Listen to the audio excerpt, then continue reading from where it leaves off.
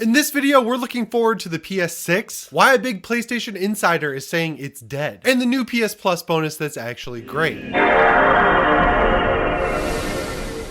How's it going, everyone? Welcome to PSReady. This is the early week update here on the channel. I am still in my Resident Evil playthrough of the series. I'm on Resident Evil 6. I beat Jake's campaign. I thought it was really good. Honestly, it was like Uncharted mixed with Resident Evil, obviously. The controls in that game are awesome. Like, if you learn how to actually play it like an action shooter instead of, I don't know, like a survival horror game, it's actually a pretty solid game. And now I'm about 3/4, I would say, through the Chris campaign, and I'm enjoying it a lot. I'm saving Leon and Ada for last, obviously, just because they're my favorite characters, and I just ordered my Halloween costume for this year. I was like, man, I should just do Leon from RE2 Remake, and I found this great channel called Hard Mode Enabled here on YouTube. He does like cosplays of like any game character you can think of, and he exports lists of links where you can buy all this stuff. So if you're looking for any costumes for Halloween, definitely check out this guy's channel. All right, so the first thing I wanted to talk about today is, of course, this PS6 render that's making its way around the internet, because honestly, it's starting again. We've seen this before with the PlayStation 5 Pro and the PS5 Slim,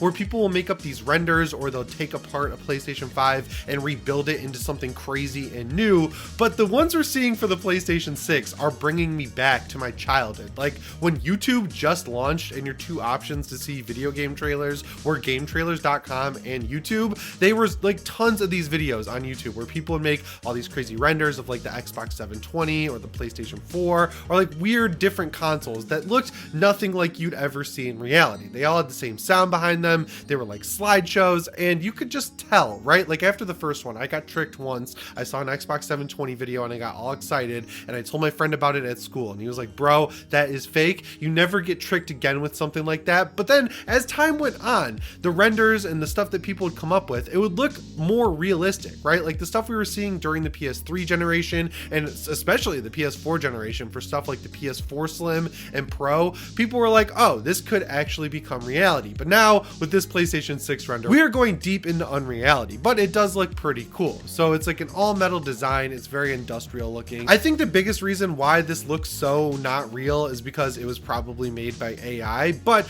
they are kind of pulling in some of the design elements of the PlayStation 5, like the detachable disc drive and stuff like that. I'm just going to be real. I think what Xbox is doing with this Series X is going to kind of kickstart things in terms of going all digital. It really sucks, right? Like on Friday, I really wanted to go pick up Mortal Kombat 1 for my PlayStation 5. I hadn't gotten a chance to play it yet, and I was really excited about it. And there's this GameStop here in town. It's the GameStop I used to go to all the time when I was in high school with my friends. And a lot of our friends actually worked there, and we would talk to them. So I was like, oh, I'll go in there for old time's sake. I'm back in town. I want to see the old stomping grounds, if you will. And I went in there. Not only is it like completely different if you haven't been in a GameStop in a while, like I haven't, it's more of like a toy store now than an actual video game store. Like there are still the video games surrounding the actual perimeter of the area on the shelves, but in the middle of the stores, there's just like tons and tons of just crappy merch that I don't think anyone's really going in there to buy. I'm pretty sure all of that is like resulting from the Think Geek purchase where Best Buy picked them up. But regardless, I went in there for a game that's less than a month old, and they didn't have any copies. I was not able to get a new copy of Mortal Kombat 1. They didn't even have the used copies, which was the biggest controversy in my high school back in the day. GameStop was notorious for opening up copies of games and then putting the case out on the shelf without the disc in it, obviously, and then they would sell that version of it to you as new if you wanted a new copy and they didn't have any sealed one. But that's not like a new copy. That's definitely a used copy. Like you took the seal off and opened it and took the disc out. So yeah, it was dumb and I was disappointed. So I figured I'd head down the road to Best Buy, and I was able to get Mortal Kombat, but I had to search for it. It wasn't in the PS5 section. It was like locked away in a cage, and just the whole game section was pitiful. They didn't have anything out. The shelves were pretty bare, and it's just a disappointing state overall, I would say, for physical game collecting. So taking that and these combined rumors that the new Series X is going to be all digital and it's going to replace the current Series X, I think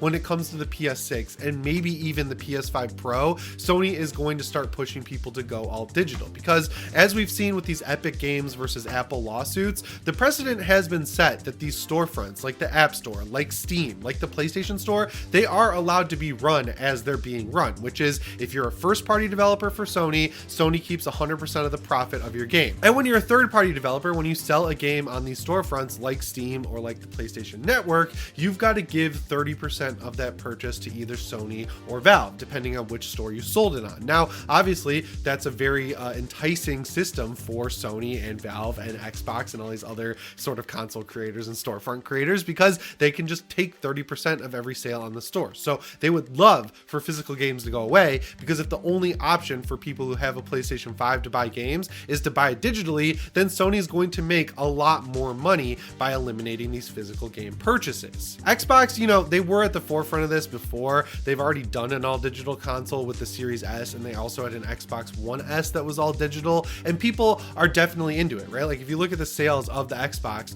the Series X is underwhelming to Xbox, and the Series S is selling the best out of all of it. Now, it's not selling in a way that's comparable to the PlayStation 5, but it is selling quite a few units. It's harder to look at the situation with the PS5 because weirdly enough, Sony makes more disc edition consoles than they do digital consoles. So getting the digital console is harder with the PlayStation 5. And the biggest reason for that, I think, is pricing. Sony is definitely taking a loss on the digital PS5 just because they're knocking $100 off of it, but they're taking out like a part that costs around $20 or $30 per console. So they're actually probably losing money on every single one. But if that was not the case, like if they could produce this console and sell it at a like profit at $400, they would probably be fine just making a digital model and making that the one that they're using going forward, like we're going to see with the PS5 Slim. The core edition of that console is definitely going to be a disk driveless console, and it's going to be considered like an extra add-on or a premium purchase if you want to get a PS5 with a disk drive going forward. At least PlayStation, though, is offering that external disk drive. It didn't look like from that marketing materials that Xbox was going to, but yeah, as someone who really likes collecting physical games, I'm kind of torn, right? Like my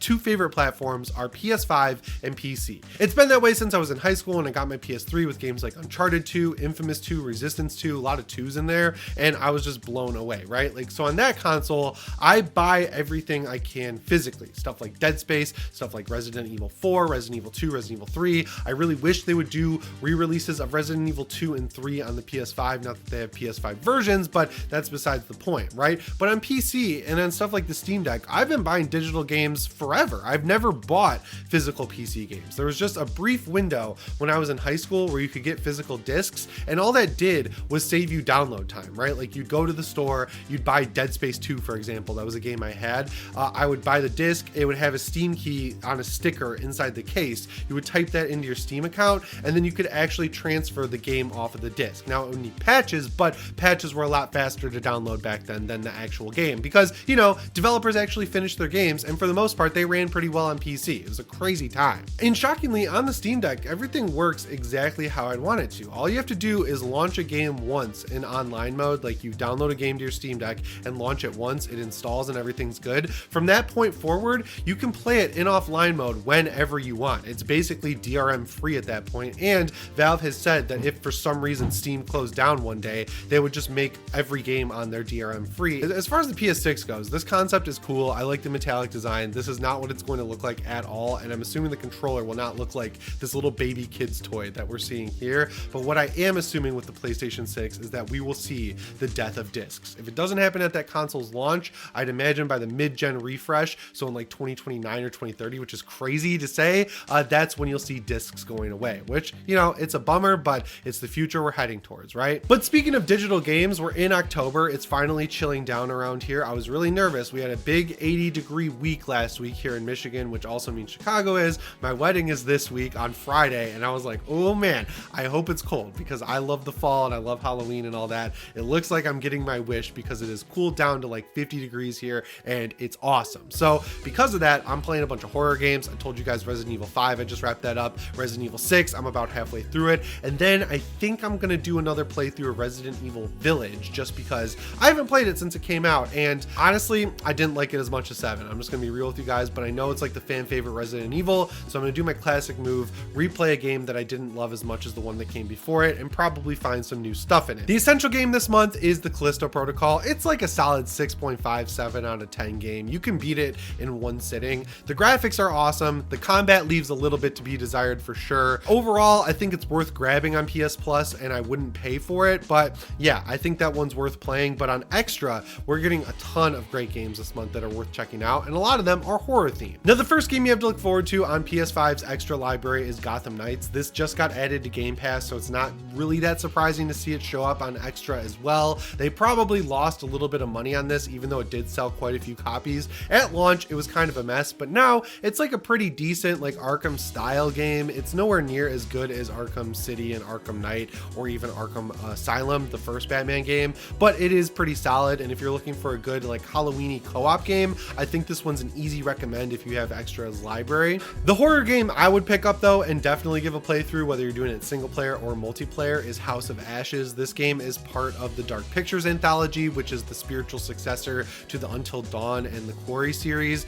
They're all pretty good. I think the first one is the worst one, honestly, Man of Medan. I really like the second one, Little Hope, because it's Blair Witch themed. It's kind of creepy. Will Poulter is in it. The third one though, House of Ashes, by far the best. It does the coolest things with the gameplay. It takes place in the Middle East. You explore ruins. There's giant monsters. Ashley Tisdale's the main character. There's exorcist callouts. It is an epic experience from top to bottom, and it's just a great story. It also is the one that gives you free movement control around the areas. Like, you can actually explore them. Like, you're not so locked and tied down to just walking straight like you are on the other two. The newest one is called The Devil in Me, and it's like an H.H. Holmes type story. I heard it was a mess at launch, but they went and fixed it. So if you like House of Ashes for free on the Extra library, I think you can pick it up for like 20 bucks now with The Devil in Me. So that is definitely worth checking out. And then as far as horror goes, you're also getting Alien Isolation. This is one of the best survival horror games of all time. This came out when I was a senior in college, and I played it all through that night. It is incredible. It is absolutely terrifying. The problem is it's just a little too long. It is called Alien Isolation, but it's definitely a combo of Alien and Aliens by the end of the game. And I think if they just split that off to DLC or made it a sequel and expanded some of the Aliens ideas they start to introduce, it would be a better game. But overall, it is incredible. I highly recommend it. And beyond that, there's a ton of extra games added to the list, but those are all great October picks. You've still got half of October left, so play some horror games and maybe watch AMC Fear Fest while you're at it. Third on my list here, let's talk about why a big PlayStation insider is saying it's dead about one of PlayStation's best studios, which is of course Naughty Dog. So we have multiple developments around Naughty Dog that I'm going to combine into one news story, and I'm going to make it like small to big in terms of news, right? So the smallest news is that it looks like The Last of Us Part 2 is going to be coming to PS Plus Extra on Premium's library. That's cool. I would wait, because the second piece of news is that there's going to be a remaster for this game. Like, work has started on it. There's been some leaks of people's LinkedIns where they're saying they're working on The Last of Us Part 2 remastered. Of course, we're getting the classic discourse around this where people are like, oh, it's a 3-year-old game. Why is it being remastered already?